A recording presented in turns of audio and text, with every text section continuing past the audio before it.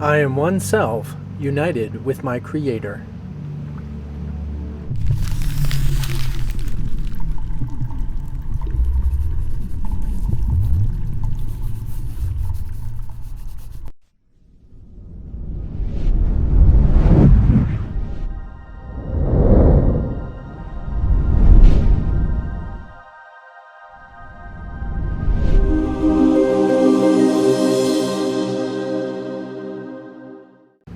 This is an interesting one because it is very profound to even have such of an idea as we have discussed it before, but to really bring it to the surface and quite literally as obvious of a statement as this.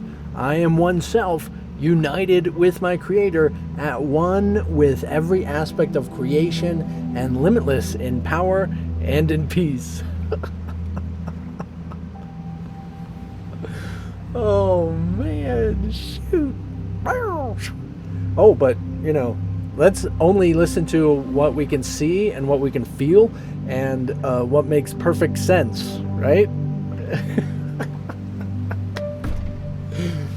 That's in the same category. Yeah, let's only listen to what makes perfect sense to us. And yet you're saying I'm one with my Creator.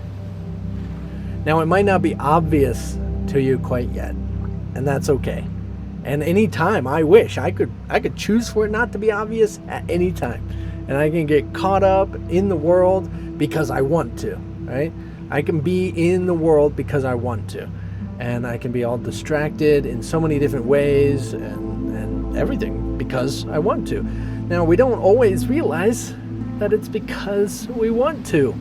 Now, this is the thing, is that let me only deal with what I can feel and what I can see, what I can experience myself, right? And what it is not talking about physical world, and it's not actually talking about any sort of arbitrary concept that you have of what God is, what the Creator is, or what anything like this, any sort of deity of any sort, even that sense of what is the dreamer, right? Even as I do this often when I'm talking about what is the dreamer, right?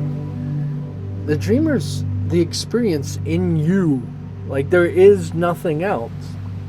And so this is actually talking about, like, what's the feeling of the life you have? The feeling that you feel alive. Like, you have a feeling that you're alive. Like, there's a sensation of living. And it's not like this. You can go in a sensory deprivation tank and your body won't feel anything. And yet you still feel the life that is in you. That's what this is talking about. That existence that is in you, aside from all the distractions of physical form and shapes and objects and thoughts and mind and experiences like this, in you, life is there. And that is, say, united with the Creator of all life. Now, it makes it seem like, oh, I'm like a stretched, I'm like a string united with the Creator somewhere way over there, and I'm coming out, I'm like a sunbeam. Whee! I'm shining the light over here, shining the light. As if I'm coming out of it. But no, and this is a common misunderstanding, and it's obvious, easy to misunderstand, easy. And the steps to understanding it. So you take it as far as you can understand it, that's where it's important, okay? So don't worry about making perfect sense out of what I'm saying, but the sense of that sensation, that life, is quite literally the center of existence. It is literally the Creator of all existence. Yeah. I know. It's like, wait, what? We're just going to deal with what makes sense. Yeah, it makes perfect sense. As you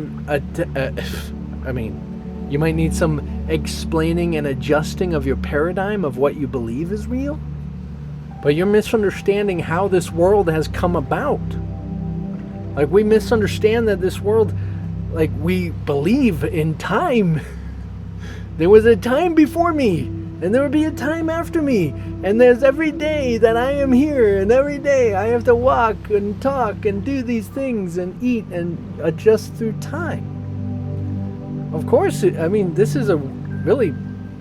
This makes sense, right? We can make sense out of time. We can make sense out of form because it's not, say, shifting and changing. And yet, it is the thing that always shifts and changes. Like we think, oh yeah, we can measure time. We can have a little tick, tick, tick, tick, tick, tick, tick, tick. And we think we like, this time last year, this time 23 years ago, this time 35 years ago, I was only, what is it, 8? I don't know, 8 months? I was 8 months old. No, you've never lived a time again. No, you've never lived a time again. There's never been a moment again. Never. Just because you measure it, it literally is changing constantly. It is always changing, no matter what. No matter anything you can measure in time, and with time, or time itself, it is a constant change. And yet, there is something in you that has never changed. Sure, the body grows with time, right? Shapes with time. It goes through experiences, so your emotions change through time. And this and that, everything time, all this shifting and changing. Oh, my mind, I think differently than I used to. I go through different experiences than I used to.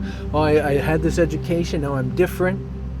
But there's still that essence within you that never changes. And that's where we want to find out what all this makes perfect sense, right?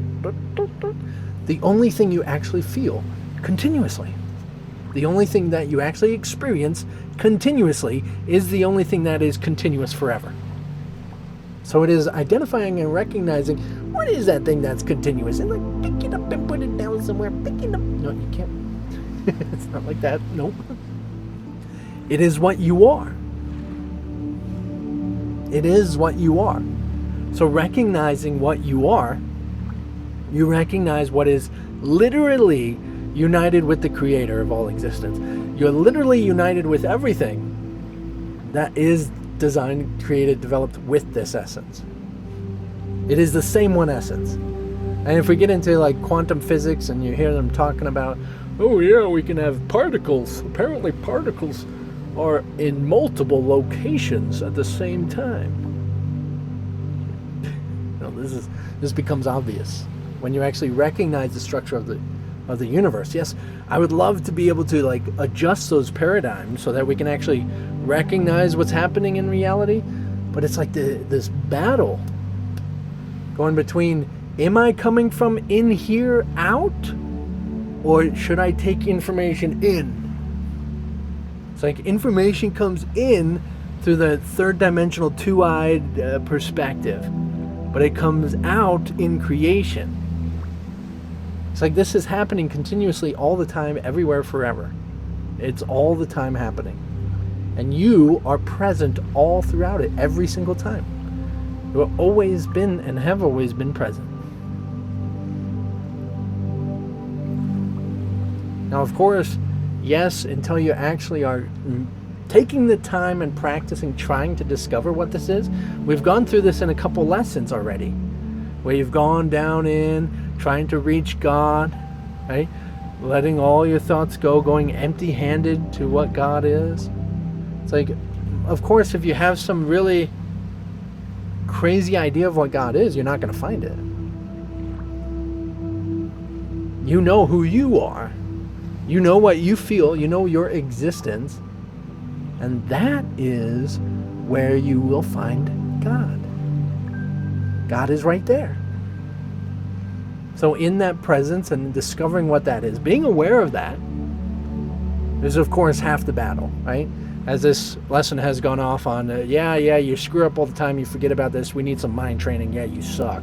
You're like all over the place, right? If you didn't get reminded, you would never remember, right? And it's true. But once you recognize what is always there, this is what I'm teaching my meditations all the time. What is always there, what is always present.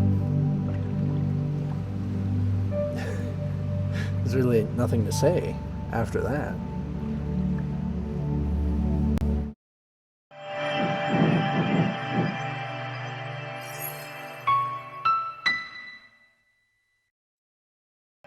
Even though what you think of as your purpose continuously changes and your function, and even like the purpose of A Course in Miracles, what's the point? Remember this and all that. And as far as the whole structure of everything coming together and trying to figure it out, what's the purpose of the universe and everything. And it really is just whatever you are making it out to be. Because you're making it. You're creating it. So it's more so, what do you want it to be? Do you want it to be chaotic and no decision? Or do you want to make a decision? You'll find that the decisions that you make are more united with your Creator's will than you think you are. It's interesting.